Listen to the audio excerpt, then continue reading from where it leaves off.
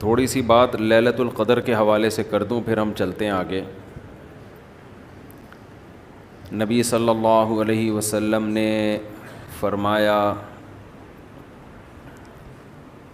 کہ لیلۃ القدر میں یہ دعا زیادہ پڑھا کرو، اللہم انک عفو تحب العفو فاعف عنا۔ اے اللہ تو معافی کو پسند کرتا ہے، سراپا معافی ہے، بس تو ہمیں معاف کر دے۔ قرآن میں 2 جگہ اللہ نے لیلۃ القدر کی فضیلت بیان کی، ایک سورہ دخان میں اور ایک سورہ قدر میں۔ سورہ دخان میں کہا انا انزلناہ فی لیلۃ مبارکہ، ہم نے اس قرآن کو نازل کیا برکت والی رات میں۔ اور سورہ قدر میں ہے انا انزلناہ فی لیلۃ القدر، ہم نے قدر کی رات میں اس کو نازل کیا۔ اور دونوں جگہ قرآن میں ہے تنزل الملائکۃ والروح فیہا من کل امر باذن ربہم من کل امر، کہ فرشتے اس رات میں اللہ کے حکم کو لے کر نازل ہوتے ہیں۔ اور سورہ دخان میں کہا فیہا یفرق کل امر حکیم، ہر حکمت والے فیصلے اس رات میں کیے جاتے ہیں۔ تو یہ سب لیلۃ القدر کے بارے میں ہے، اس کو لوگ شب برات پر لے جاتے ہیں۔ اور قرآن میں ہے خیر من الف شہر، 1000 مہینے سے بہتر ہے۔ تو اس لیے لیلۃ القدر کو تلاش کرنا چاہیے، ہمیں متعین طور پر وہ بتائی نہیں گئی ہے، بتایا گیا تھا نبی صلی اللہ علیہ وسلم کو، لیکن آپ کو بھلا دیا گیا۔ اس میں حکمتیں ہیں، مصلحتیں ہیں۔ بڑی حکمت یہ ہے کہ اگر بتا دی جاتی تو ہم رمضان کے آخری عشرے میں پوری میں عبادت نہ کرتے، پورے سال سوتے رہتے، پورے رمضان سوتے رہتے، اور خاص اس رات کو کچھ اللہ اللہ کر لیتے۔ اور یہ بھی خطرہ تھا بتا دی جاتی تو اس میں گناہ کا عذاب بھی 1000 گنا، سینکڑوں گنا بڑھ جاتا، پھر حجت تمام ہو جاتی، پھر کوئی گناہگار یہ نہیں کہہ سکتا تھا کہ بھائی مجھے کیا پتہ تھا آج لیلۃ القدر ہے، تو بڑا عذاب آ سکتا تھا اللہ کا، کوئی اس رات میں گناہ کرتا۔ تو اس لیے اللہ کی حکمت نے اس بات کا تقاضا کیا کہ اس رات کو چھپا دیا جائے۔ اب امکانات ہیں، پہلی بات تو رمضان میں ہوگی، اتنی بات تو تقریباً یقینی ہے۔ دوسری بات رمضان کے آخری عشرے میں ہوگی، یہ بھی تقریباً یقینی ہے۔ اب آخری عشرے میں پھر ہمیں یقینی نہیں بتایا کون سی رات، یہ بتا دیا گیا کہ طاق راتوں میں، یعنی 21ویں رات، 23ویں رات، 25ویں، 27ویں اور 29ویں، ان راتوں میں امکان زیادہ ہے۔ اور بعض حضرات کے نزدیک 27ویں میں امکان اور بھی زیادہ ہے، بعض حضرات کا موقف ہے، لیکن یقینی بات نہیں ہے۔ تو طاق راتوں میں یعنی کوشش تو کریں رمضان کے آخری عشرے میں عبادت کریں، ورنہ کم سے کم آخری درجہ کیا ہے کہ رمضان کی طاق راتوں میں خود بھی نماز، تلاوت اور دعا میں دل لگائیں، اور اپنے گھر والوں کو بھی نمازوں اور تلاوت میں لگائیں، دعاؤں کو، بچوں کو بھی لگائیں، اٹھایا کریں رات کو جا کے کہ بیٹا اٹھو، تھوڑا اللہ اللہ کر لو، نماز پڑھ لو، کچھ اللہ سے دعائیں مانگ لو۔ دعا کو بہت فوکس کرنا چاہیے، آج کل دعاؤں کو چھوڑ دیا بالکل، حالانکہ سب سے بڑی عبادت ہی دعا ہے۔ دعا میں اللہ اور بندے کا جو کنیکشن ہوتا ہے نا، وہ نماز میں بھی نہیں بنتا، وہ تلاوت میں بھی نہیں بنتا، وہ جو تعلق بنتا ہے نا اللہ اور بندے کا دعا میں، وہ کسی عبادت میں نہیں بنتا۔ تلاوت کا مطلب تو یہ ہے کہ اللہ آپ سے کیا کہہ رہا ہے وہ سن لیں آپ، اس میں تو یہ فائدہ ہوتا ہے۔ لیکن دعا میں تو آپ اللہ سے تعلق بڑھاتے ہیں نا، آپ اللہ سے مانگتے ہیں۔ تو اس لیے ان راتوں میں خوب گڑ گڑا کے لمبی لمبی دعائیں مانگنے کا معمول بنائیں۔ اعتکاف والے ساتھی بھی بیٹھ جائے کریں اکیلے میں، کہیں کچھ کر لیں، اللہ اللہ سب کچھ مانگ لیں، یہ سوچ کر کہ جو مانگیں گے اللہ ہمیں وہ دے گا۔ جب انسان مانگتا ہے نا پتہ نہیں ملے گا نہ ملے، تو پھر ملتا نہیں ہے۔ اللہ کہتا ہے جب تیرا میرے بارے میں یہ نظریہ ہے کہ میں دیتا ہی نہیں ہوں تو پھر مانگتا رہے بیٹھ کے میں نہیں دوں گا. اللہ میں استغنا بہت ہے. اللہ کا معاملہ یہ ہے کہ اللہ میں استغنا بہت ہے. اللہ کے سامنے جھکو گے تو وہ چھپڑ پھاڑ کے دے گا, تھوڑی سی بھی اکڑ دکھاؤ گے تو پھر اللہ کا کچھ نہیں بگاڑ سکتے, پھر خود ہی رلتے رہو گے, ساری زندگی برباد ہوتے رہو گے. جیسے نبی صلی اللہ علیہ وسلم نے ایک بوڑھے کو بخار میں دیکھا, فرمایا کہ طہور, یہ بخار تمہارے گناہوں کو معاف کرے گا, خیر برکت کا ذریعہ ہے. وہ بیچارہ کہیں غصے میں تھا, اس نے کہا یہ ایک بڈھے کو تنگ کرنے کے لیے آیا ہے. آپ نے فرمایا اب ایسا ہی ہوگا, یہ گناہوں کی معافی کا ذریعہ اب نہیں بنے گا. تو دعا میں مانگیں یہ سوچ کر کے یقینی طور پر اللہ میری دعا کو قبول کرے گا, تو اور بار بار مانگتے رہیں. مانگیں کیا, یہ بڑی پرابلم ہے, یہ بڑا مسلمان کے ساتھ مسئلہ ہے. بھائی بڑی بڑی چیزیں مانگیں اللہ تعالیٰ سے. سب سے بنیادی ضرورت ہماری کیا ہے؟ فمن زحزح عن النار وادخل الجنة فقد فاز, جسے جہنم کی آگ سے بچا لیا گیا اور جنت میں داخل کر دیا گیا وہ ہے اصل کامیاب. تو یہ مانگو اللہ تعالیٰ سے, اے اللہ مجھے جنت. مانگنے کا مطلب پتہ ہے کیا ہوتا ہے؟ یہ نہیں ہوتا کہ میں انہی بدماشیوں میں رہوں لیکن آخرت میں مجھے معاف کر کے جنت میں داخل کر دینا, یہ قطعاً مطلب نہیں ہے.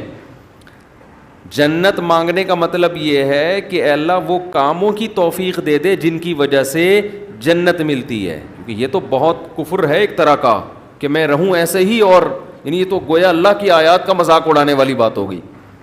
تو ہدایت مانگے, ہدایت, سیدھا راستہ, ایسا راستہ کہ جس پہ چل کے کیا ملتی ہے؟ جنت. اس راستے پہ چلا دے, یہ سب سے زیادہ مانگا کریں.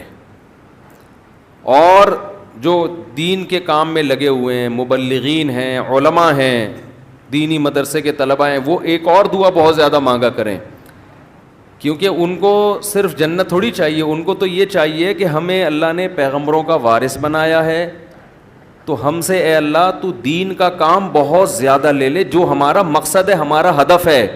اگر ایک عالم کاروبار کامیاب کر کے چلا گیا تو یہ کون سا تیر مار لیا اس نے, یہ کوئی اس کا اصل کام تھوڑی تھا. ایک عالم شادی کر کے 4 شادیاں کی اور دھڑا دھڑ بچے پیدا کر کے دنیا سے چلا گیا, کام تو یہ بھی اچھا کیا اس نے, لیکن یہ اس کا اصل ہدف, یہ تو کوئی بھی کر سکتا ہے.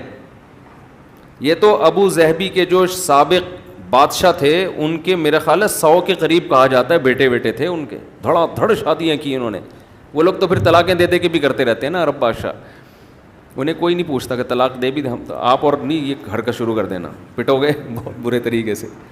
اور ویسے بھی شریعت میں پسندیدہ کام نہیں ہے طلاق دینا, لیکن عرب لوگوں کے پاس پیسہ بہت ہے, وہ بھائی ایک بیوی کو طلاق دی, یہ بھائی بنگلہ دے دیا, وہ خوش ہوتی ہے, چل بھائی بنگلہ ملا, پھر ایک اور شادی کی, تو ان کے ہو جاتے ہیں 100. تو عالم کا اصل کام کیا ہے؟ اللہ اس سے دین کا کام لے لے. جیسے پیغمبروں کو دنیا میں بھیجا گیا دین کی خدمت کے لیے, وہ اگر وہی نہ کریں تو پھر ان کا مقام اور مرتبہ ہے, ظاہر ہے ان کا مقام کس لیے؟ دین کی خدمت. تو جو دینی مدرسوں کے طلباء ہیں, علماء ہیں, ان کا تو یہ فرض ہے کہ اتنا مانگے اللہ سے کہ اللہ ہماری صلاحیتیں ضائع نہ ہوں, تو ہم سے دین کا بہت زیادہ کام لے لے. ایک عامی آدمی بھی یہ دعا مانگ سکتا ہے, لیکن طلباء اور علماء کے لیے اس کی اہمیت زیادہ ہے. تو اس میں ہمارے حضرت یہ دعا بتایا کرتے تھے, اے اللہ اخلاص کے ساتھ کام لے لے دین کا, کیونکہ دین کے کام میں بہت دفعہ ریاکاری آتی ہے. کام دین کا ہوتا ہے لیکن پھر آدمی کی اپنی انا شامل ہو جاتی ہے, اپنی پبلسٹی, میں بڑا بن جاؤں, میری پروموشن ہو, مجھے لوگ واہ واہ کریں, یہ نفس کی خواہش اس میں کیا ہوتی ہے شامل, اور اس سے دین کا کام تو ہو جاتا ہے, آپ کو قیامت کے دن ٹکے کا بھی اجر نہیں ملتا. کیوں؟ حدیث میں آتا ہے ان اللہ رب یؤید ھذا الدین برجل فاجر او کما قال صلی اللہ علیہ وسلم, اللہ بعض دفعہ کسی فاسق سے بھی دین کا کام لے لیتے ہیں. اس کا اللہ کی نظر میں مقام نہیں ہوتا, لیکن بعض دفعہ کام اللہ اس سے لے لیتے ہیں, ہو جاتا ہے, لیکن مقبول نہیں ہوتا وہ. تو اخلاص کے ساتھ دین کے کام کی اللہ توفیق دے. کس کے ساتھ؟ اخلاص. دوسرا عافیت کے ساتھ. دین کے کاموں میں آزمائشیں بہت ہیں, جیلیں بھی ہیں, لوگوں کی صلواتیں بھی ہیں. تو انسان اللہ سے دعا یہی مانگے کہ عافیت کے ساتھ ہو جائے, آزمائشوں میں نہ گھروں میں. اور تیسری بات, قوت اور ہمت کے ساتھ. قوت الگ چیز ہے, ہمت الگ. پاور بھی ہو میرے پاس کام کی, کمزور آدمی دنیا میں کام نہیں کر سکتا, تو کام بھی قوت کے ساتھ ہو, پاور کے ساتھ, جاندار کام ہو, کچھ کر کے جاؤں دنیا سے. لوگ کہیں بھائی, لوگ کہیں نہ کہیں, اللہ کہے کہ کچھ کر کے گیا ہے. لوگوں کو بعض دفعہ پتہ ہی نہیں ہوتا, کر کوئی اور رہا ہوتا ہے, کیش کوئی اور کرا رہا ہوتا ہے. تو اللہ کو پتہ ہے, اللہ کہے کہ واقعی تو کچھ کر کے آیا ہے. اور چوتھا, ہمت کے ساتھ. طاقت ہوتی ہے, بہت سے طاقتور ہم نے دیکھے ہیں سستی کی وجہ سے کام نہیں کر رہے ہوتے, پوستیوں کی طرح پڑے رہتے ہیں. وہ پاور بھی ہوتی ہے, بولنے کی طاقت, چلنے کی طاقت, دوڑنے کی طاقت, لیکن کیا ہر دوڑنے والا دوڑتا بھی ہے؟ اس کے لیے ہمت بھی تو چاہیے نا. کمزور میں ہمت ہوتی ہے, طاقت نہیں ہوتی. طاقتور میں, یعنی اگر کمزور میں ہمت ہو, طاقت نہ ہو, وہ بھی کسی کام کا نہیں. آپ میں طاقت ہے مگر ہمت نہیں ہے, آپ بھی کسی کام کے نہیں ہیں. تو ہمت کے ساتھ, تو یہ 4 الفاظ کے ساتھ دعا مانگا کریں. اے اللہ دین کی خوب خوب خدمت لے لے, اخلاص کے ساتھ, عافیت کے ساتھ, قوت اور ہمت کے ساتھ. اتنی خدمت کہ میں دین کے کاموں میں کسی سے پیچھے نہ رہوں, کیونکہ مقابلہ کمپٹیشن ہے. پہلے میں کبھی یہ دعا مانگتا تھا, بلکہ میں کیا, ہمارے ایک دوست تھے, وہ انہوں نے ہمارے شیخ کو خط لکھا کہ وہ میں یہ دعا مانگتا ہوں, اے اللہ میں دینی کاموں میں سب سے آگے نکل جاؤں, سب کو پیچھے چھوڑ دوں میں. تو حضرت نے فرمایا یہ سب کو پیچھے چھوڑنے والی دعا ٹھیک نہیں ہے. وہ کہیں گے ہمیں کیوں دعا میں ہرا رہا ہے, تو اپنے لیے مانگنا. یہ ایسا ہی ہے جیسے آپ کہہ رہے ہو اللہ مجھے اتنا پیسہ دے کہ وسیم سے زیادہ دے دے مجھے, وسیم مجھ سے پیچھے رہ جائے. تو وسیم کہے گا تو اللہ سے جتنا پیسہ مانگ, مجھے کیوں پیچھے کر رہا ہے اپنے, میں نے تیرا کیا بگاڑا ہے بھائی. تو حضرت نے دعا کے الفاظ چینج کروائے, ان سے کہا یوں نہ مانگا کرو کہ میں سب کو پیچھے چھوڑ دوں, بلکہ یوں دعا مانگو میں کسی سے پیچھے نہ رہوں, مجھے اپنے آگے نکلنے کی فکر ہے, دوسروں کو پیچھے چھوڑنے کی نہیں ہے. تھوڑی سی ورڈنگ صحیح کر لو اپنی. تو یہ 2 دعائیں بہت مانگا کریں. اپنی اولادوں کے لیے مانگ لے, مجھے ایسی اولاد دے دے جو نیک اور صالح ہو, دین کی خدمت کرے. اللہ کی نظر میں دیکھو آپ کی اولاد مالدار ہے نا, آپ تو خوش ہوتے ہو میرا بچہ کتنا بڑا بنگلہ, اللہ کی نظر میں اس کی ویلیو 2 ٹکے کی بھی نہیں ہے. اگر اللہ کی نظر میں ان پیسوں کی, گاڑی بنگلے کی کوئی 2 ٹکے کی حیثیت ہوتی نا, تو موسیٰ کلیم اللہ کو اللہ سب سے زیادہ مال دیتا, سب سے زیادہ مال. اور فرعون تانے کیا دیتا تھا حضرت موسیٰ کو, مسکین, اس کے ہاتھ میں سونے کے کنگن نہیں ہیں, میرے ہاتھ میں سونے کے کنگن, میرے پاس باغات جن کے نیچے نہریں بہتی ہیں, موسیٰ کے پاس کچھ بھی نہیں ہے, مسکین. آپ اپنی اولاد کو چاہتے ہو کروڑ پتی بن جائے, دولت مند بن جائے, یہ بابا بھائی مسافر خانہ ہے, لعنت بھیجو یار. بن جائے تو ٹھیک ہے, میں نہیں کہہ رہا ان کو غریب لاوارث چھوڑ کے جاؤ, فوکس کس کو کرو بھائی, نیک بن جائے, دیندار بن جائے, پرہیزگار بن جائے. اگر پرہیزگار بن گئی نا, اللہ پہ اعتماد اور تعلق ہو گیا, سوکھے ٹکڑوں میں بھی آپ کی اولاد خوش رہے گی. اور اگر پرہیزگار نہیں بنی تو میں نے کروڑ پتی باپ کو دیکھا ہے جس نے کروڑوں روپے کی جائیدادیں بچوں کے لیے تیار کی, اور وہی بچے باپ کو صبح شام ٹینشن بھی دے رہے ہیں اور خود بھی ڈپریشن کی گولیاں کھا رہے ہیں وہ دین نہ ہونے کی وجہ سے. تو لیلۃ القدر میں کیا دعائیں مانگنی ہیں؟ 2 دعاؤں کو فوکس زیادہ کرنا ہے. ایک ہدایت اپنے لیے بھی, اپنے ماں باپ کے لیے, بیوی اور بچوں کے لیے, اپنے بہن بھائیوں کے لیے, اور ان کے ازواج اور ان کی اولاد. یہ آپ کا فیملی کیا ہو گئی؟ کمپلیٹ. یوں دعا مانگے, اے اللہ عافیت والی زندگی دے, سیدھے راستے پہ چلا دے مجھے, میرے والدین کو, والدین میں باپ دادا سب آ گئے, نانا نانی سب آ گئے, میرے والدین کو, میرے بیوی بچوں کو, میرے بہن بھائیوں, ان کی ازواج اور ان کی اولاد کو. ازواج میں شوہر اور بیوی دونوں آ گئے ہیں, تو یہ آپ کی فیملی کیا ہو گئی؟ کمپلیٹ. تو یہ سب کے لیے دعا کر دی. تو چند دعائیں, اب موضوع چل پڑا ہے تو میں بتا دیتا ہوں جو مانگنی چاہیے, کیونکہ ہمارے یہاں دعا ہی نہیں, عجیب طریقے سے دعائیں مانگی جا رہی ہوتی ہیں. چند دعائیں بہت ضروری ہیں جو ان لیلۃ القدر میں آپ نے کثرت سے مانگنی ہے. ایک دعا سب سے پہلے میں نے بتایا کیا مانگنی ہے؟ ہدایت.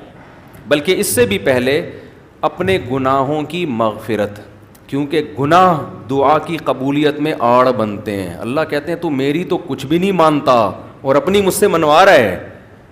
میں جب تجھے آزمائش میں ڈالتا ہوں تو کچھ بھی نہیں کرتا. تو پہلے اللہ سے معذرت کر رہے ہیں، معافی مانگے. جو میرے گناہ ہو چکے معافی چاہتا ہوں، میں اقرار کرتا ہوں میں غلط ہوں، تو میرے گناہوں کو کیا کر دے، معاف. یہ بار بار مانگے اللہ سے. یہی ہے انک عفو تحب العفو فاعف عنا. اور دل میں نیت کریں اللہ میں تجھ سے وعدہ کرتا ہوں آئندہ میں گناہ نہیں کروں گا. شیطان ایسے موقع پہ کہے گا ہبے تو کر لے گا، تو کیوں جھوٹے باتیں کر رہا ہے.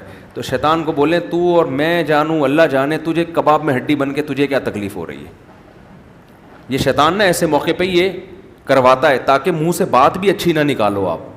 شیطان آئے گا اور کہے گا کہ بھائی تو دعائیں مانگ رہا ہے کہ میں دوبارہ نہیں کروں گا، تو نے کرنا تو ہے یہ کام دوبارہ، کیوں اپنے آپ کو دھوکہ دے رہا ہے. تو آپ شیطان سے کیا بولو، بھائی میرا معاملہ اللہ کا معاملہ، تیرے کو بیچ میں تکلیف کیا ہو رہی ہے. جیسے میں جب شادی کر رہا تھا تو لوگ محلے والے کہہ رہے تھے مفتی صاحب کو کیا ہو گیا، پھر تیسری شادی کر رہے ہیں. تو ایک صاحب نے کہا بھائی اپنے خرچے پہ کر رہے ہیں، لڑکی کے ابا راضی ہیں، تو آپ کو تکلیف کیا ہو رہی ہے. ان کے گھر والوں کو ہو تو سمجھ میں آتا ہے. تو یہی بات شیطان کو سمجھا دیا کریں. صحیح ہے نا. یہ وسوسے ڈالتا ہے شیطان عمل سے روکنے کے لیے. تو بھائی جب بعد میں خدا نخواستہ ہو گیا تو دوبارہ توبہ کر لیں گے. اب یہ تھوڑی کہ اگر ہونے کا خطرہ ہے تو ہم کوئی اچھا کام ہی نہ کریں، باقی اچھے عمل بھی چھوڑ دیں اس چکر میں کہ ہم سے تو گناہ ہو جاتا ہے تو اب ہمیں کیا. بھائی ہو جاتا ہے تو جب ہوگا تو دیکھا جائے گا، ابھی تو نہیں ہو رہا نا، ابھی تو جذبہ ہے نہیں کریں گے بس. تو پہلے کیا کرنا ہے، گناہوں سے توبہ. اس کے بعد ہدایت کی دعا. سب سے بڑی ضرورت کیا ہے، سیدھے راستے پر چلنے کی توفیق. اس میں اپنے لیے، بیوی بچوں کے لیے، اپنے والدین اور بہن بھائی اور ان کی ازواج اور اولاد، یہ پورا بڑے بڑے رشتے کور ہو گئے اس میں، ٹھیک ہے نا. پھر تیسرے نمبر پر دین کی خدمت کی دعا کہ اللہ ہم سے دین کا بہت کام لے لے. کیونکہ علماء کے لیے تو سب سے بڑا کی فضیلت ہی یہی ہے کہ اللہ ان سے دین کی خدمت لے لے. وہ دنیا میں کاروبار کے لیے نہیں ہے، شادیوں کے تو ایک ضمنی چیز ہے، اس کے لیے شادیوں کو پروموٹ کرنے کے لیے ضرور ہے کیونکہ وہ بھی دین کا ایک حصہ ہے. تبھی ہمارے حضرت مفتی رشید احمد صاحب کہتے تھے علماء کو خود شادیاں نہ کرو، لوگوں کو ترغیب دو. تو لوگ کہتے تھے حضرت جب ترغیب کیسے دیں جب خود نہیں کرے گا، خود کرو گے تو دین کے کام کے قابل نہیں رہو گے.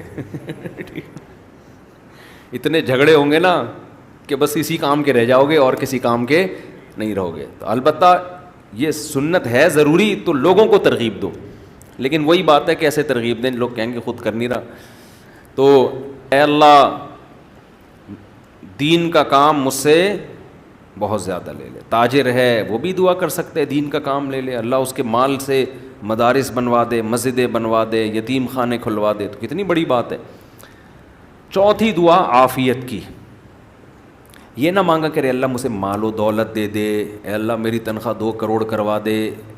اس طرح کی دعائیں یہ جزیات ہیں، ہدف کو فوکس کرنا چاہیے. اللہم انی اسألک العفو والعافیہ، معافی چاہتا ہوں، عافیت والی زندگی، ٹینشنوں سے پاک زندگی چاہیے. اب وہ اللہ کی مرضی ہے، پیسہ دے کے ٹینشن سے پاک کر دے یا بغیر پیسے کے آپ کو ٹینشن فری بنا دے. عافیت چاہیے مجھے فی الدین والدنیا والآخرہ، دین میں بھی عافیت، میرا دین بھی مصیبتوں سے محفوظ رہے، میری دنیا بھی اور آخرت بھی. وفی اہلی و مالی، میرے گھر بار بھی پریشانیوں سے محفوظ رہے، بیوی بچے بھی، و مالی اور میرا مال بھی مصیبتوں سے محفوظ رہے. مالوں پہ ہلاکتیں آ جاتی ہیں، فیکٹریوں کو آگ لگ جاتی ہے، تو یہ بڑی جامع دعا ہے، سمجھتے ہو. اس کے بعد ایک دعا اللہ سے اور مانگ لو. شادی شدہ آدمی کے لیے گھر ایک بڑی ٹینشن ہوتا ہے نا، وہ کہہ سکتا ہے کہ میں اللہ سے مصیبت سے پناہ مانگ رہا ہوں، تو مصیبتیں تو میں نے گھر میں خود پالی ہوئی ہیں. شادی شدہ لوگ، بعض لوگوں کی یہ رائے ہوتی ہے، تو یوں دعا مانگو ربنا ہب لنا من ازواجنا وذریاتنا قرۃ اعین، اے اللہ ہمیں ہماری ازواج یعنی بیویوں اور اولاد کی طرف سے آنکھوں کی ٹھنڈک. یہ دعا عورت بھی مانگ سکتی ہے کیونکہ زوج کا لفظ بیوی پر بھی اور شوہر پر بھی. آنکھوں کی ٹھنڈک دے، ان کو ہماری آنکھوں کی ٹھنڈک بنا دے. جب ہم گھر آئیں تو خوشی ہو، میری وائف بیٹھی ہوئی ہے ماشاء اللہ، میرے بچے بیٹھے ہوئے ہیں، خوشی ہو. یہ نہ ہو کہ جب گھر آئے تو پتہ چلا بیگم میکے گئی ہوئی ہے تو خوشی سے پاگل ہو جائے آدمی جیسے کہ آج کل ہو رہا ہے. آدمی کا دکھایا اس کی بیوی میکے جا رہی ہے تو وہ بڑا پریشان، نہ کہ یار جا رہی ہے، کوئی افسوس ہوا، اور ادھر منہ کر کے خوشی سے ناچ رہا ہے. ٹھیک ہے نا؟ تو یہ کنڈیشن نہ ہو.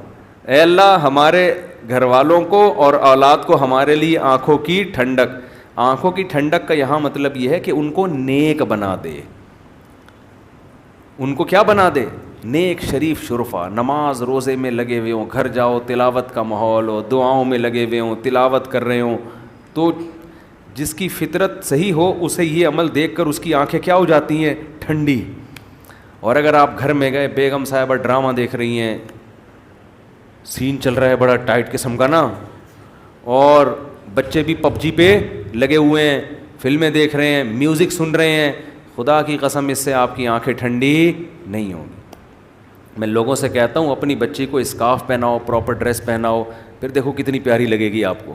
اور آپ اس اسکارف جو ہے نا، اور اسکرٹ پہنا دو، سلیو لیس کپڑے پہنا دو، آپ کو وہ آنکھوں کی ٹھنڈک نہیں لگے گی. گھر کا ماحول دینی ہو، طہارت کا، نماز کا، تلاوت کا، معمولات کا. تبلیغ والے کروا دیتے ہیں، اپنی عورتوں کو تبلیغ میں وقت لگواؤ گے تو گھر میں یہ معمولات شروع ہو جائیں گے. تبلیغ میں بڑی جان ہے. بڑے بڑے لوگوں کو میں نے دیکھا ہے، بیگم کنٹرول میں تھی، تبلیغ میں لے گئے، صحیح ہو گئی، وہ گھر کا ماحول بن گیا. اور گھر کا ماحول عورت سے بنتا ہے، آدمی سے نہیں بنتا. تو آنکھوں کی ٹھنڈک بنا دے. وَجَعَلْنَا لِلْمُتَّقِينَ اماما، یہ اسی کی تفسیر ہے. اور ہمیں پرہیزگاروں کا امام بنا. یہ مطلب نہیں کہ اگلے الیکشن میں ہم جیت جائیں. پرہیزگاروں کا امام کا مطلب امام تو ہم ہیں ہی، ہمارے ماتحتوں کو پرہیزگار کر دے، اچھے لوگوں کے سربراہ ہوں ہم. تو بیوی بچے آپ کے ماتحت ہوتے ہیں نا، تو ہمیں ان کو کیا بنا دے؟ تو پرہیزگار بنا دے. تو یہ دعا بھی بہت امپورٹنٹ ہے. اللہ نے نیک لوگوں کی صفات میں یہ دعا بھی بیان کی ہے کہ وہ ہم سے یوں دعا مانگتے ہیں. اور دو دعائیں اور جلدی سے بتا دوں، یہ ٹاپک نہیں تھا، لمبا ہوتا جا رہا ہے مسلسل، اس پہ میں مستقل انشاءاللہ بیان کروں گا. دو دعائیں اور لیلۃ القدر میں، اور ویسے بھی معمول بنائیں. ایک دعا یہ کہ جہنم کی آگ سے خلاصی.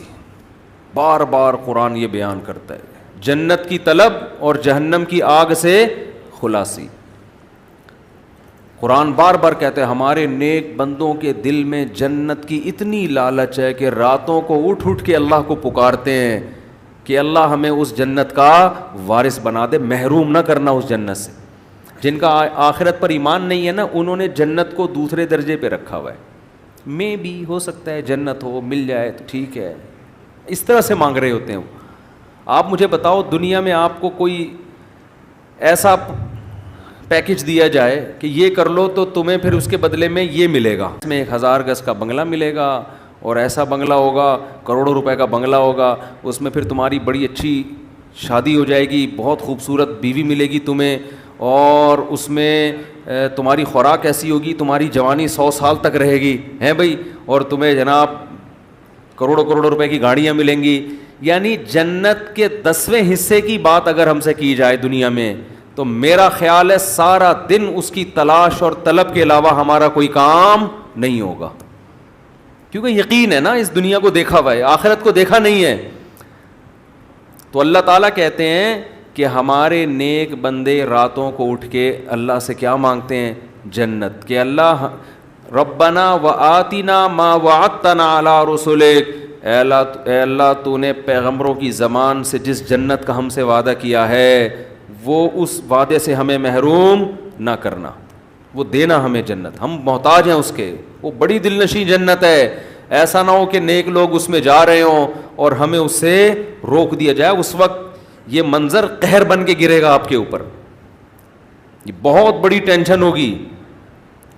اور جہنم کی آگ سے پناہ، ربنا صرف عنا عذاب جہنم، جہنم کی آگ کو ہم سے دور کر دے.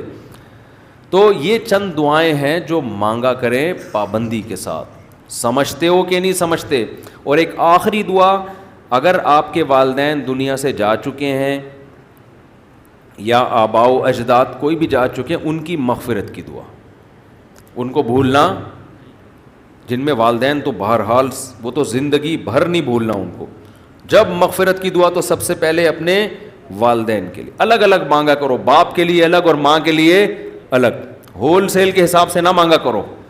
بعض لوگ ہول سے، یا اللہ جتنے بھی مرحومین دنیا سے جا چکے ہیں سب کی مغفرت فرما دے، تو مرحومین میں ابا بھی آ گئے، اماں بھی آ گئے، نانی بھی آ گئی، دادی بھی، سب ہول سے. دعاؤں میں ہول سیل نہیں چلتا. نام لے لے کے اس میں زیادہ خشوع و خضوع پیدا ہوتا ہے. سمجھتے ہو؟ اب ظاہر ہے سارے مرحومین کا تو نام لے نہیں سکتا نا، تو خود ہی مرحومین میں داخل ہو جائے گا تھوڑی دیر میں.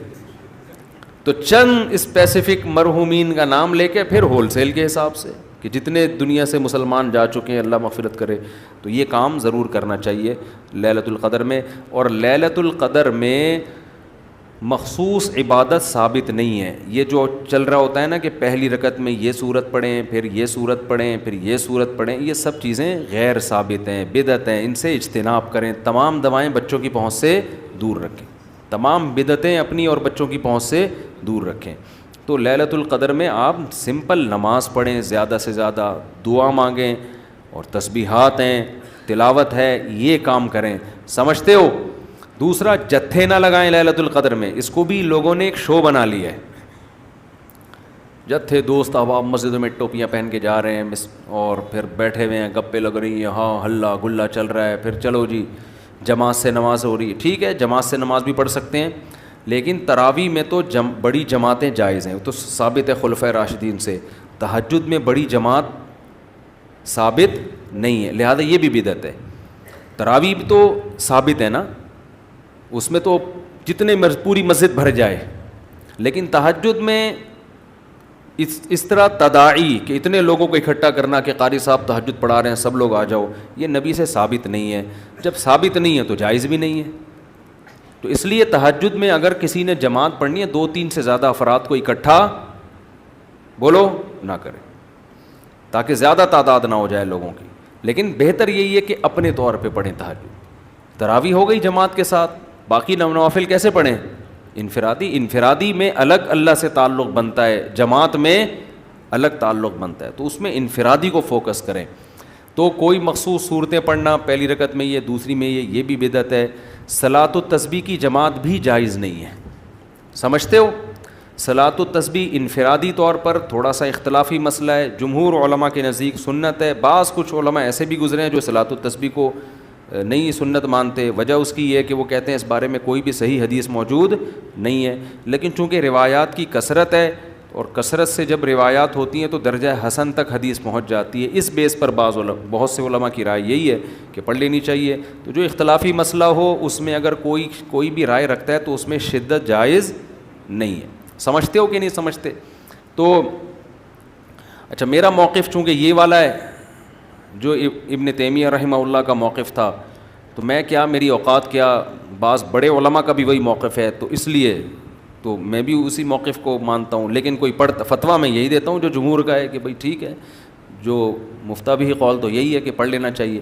عبداللہ بن مبارک، علامہ ناصر الدین البانی رحمہ اللہ نے اس مسئلے میں عبداللہ بن مبارک کی تقلید کی ہے. ان کی نظر میں بھی اس بارے میں کوئی حدیث صحیح نہیں ہے، لیکن چونکہ عبداللہ بن مبارک سے اس کی سنیت منقول ہے تو انہوں نے اس مسئلے میں تقلید کی ہے. کس کی؟ عبداللہ ابن مبارک کی، کہ اتنے بڑے آدمی پڑھتے تھے تو ٹھیک ہے. تو خیر کہاں سے لمبی بات چلی گئی. تو لیلۃ القدر میں دعائیں مانگنی ہیں اور گناہوں سے معافی. تو گناہوں سے معافی میں گناہ دماغ میں ہوں گے تو معافی مانگے گا نا. تو پہلے اپنے گناہوں کے بارے میں سوچنا بھی ہے کہ میرے اندر خرابیاں ہیں کیا. تو دیر آر 2 types آف خرابیز. خرابیوں کی کتنی قسمیں ہیں؟ 2. ایک اللہ سے معاملہ ٹھیک نہیں ہے، ایک اللہ کے بندوں سے. تو اللہ سے جو معاملہ ٹھیک نہیں ہے، فرض نماز آپ کے ذمے، روزے آپ قضا کر رہے ہیں، بد نظری کر رہے ہیں، سود کھا رہے ہیں، زنا کر رہے ہیں، انٹرنیٹ پر فحش فلمیں دیکھ رہے ہیں، داڑھی کاٹ رہے ہیں اور ازار ٹخنوں سے نیچے رکھتے ہیں اور زکوٰۃ نہیں دیتے. یہ سب کس کے حقوق ہیں؟ اللہ کے. حج نہیں کیا، فرض ہوا ہے آپ کے اوپر. اور مخلوق کے حقوق کیا ہیں؟ سب سے پہلے دیکھنا ہے وراثت تو پھوڑ پھاڑ کے نہیں بیٹھا ہوا میں کہیں. ابا کا انتقال ہو گیا، ایسا تو نہیں میں کسی کا حصہ کھا رہا ہوں. بہن کے حقوق میں آتا ہے نا، وراثت پھوڑ پھاڑ کے بیٹھا ہوا ہے تو بھائی سب سے پہلے بہن کی وراثت اس کے حوالے. بڑا بھائی ہے تو چھوٹے بھائیوں کا حق تو نہیں کھا رہا, سمجھتے ہو؟ تو مخلوق میں سب سے پہلے مالی حقوق ہیں. پھر دیکھو قطع رحمی تو نہیں کی ہوئی, ایسا تو نہیں کوئی قریبی رشتہ دار ہو جس کو پورے سال آپ پوچھنے کی توفیق ہی نہیں ملتی, تو قریبی رشتہ داروں کو منا لو, تھوڑا سا ہیلو ہائے کر لو, سلام دعا کر لو ان سے, کیا جا رہا ہے اس میں. تو یہ موٹے موٹے رشتہ داروں کے حقوق یہ سوچ کے اللہ سے توبہ کر لو اور وہ حقوق ادا کر لو. پھر لیلۃ القدر بنے گی. جس طرح سے آج کل لیلۃ القدر منائی جا رہی ہے نا, حالانکہ وہ منانے کی چیز نہیں ہے, لیکن جس طرح سے منائی جا رہی ہے اس طرح تو بھائی ہزاروں لیلۃ القدر آ جائیں تو کیا فائدہ, تھوڑی بہت عبادت کا ثواب تو مل جائے گا, لیکن جو فضیلت ہے گناہوں سے توبہ کی توفیق, اور اللہ تعالیٰ فیصلے کرتے ہیں پورے سال, تو جب جو وراثت کھانے کا ارادہ کر کے بیٹھا ہوا ہو اس کے لیے کیا فیصلے ہوں گے پورے سال, خود سوچ لو آپ.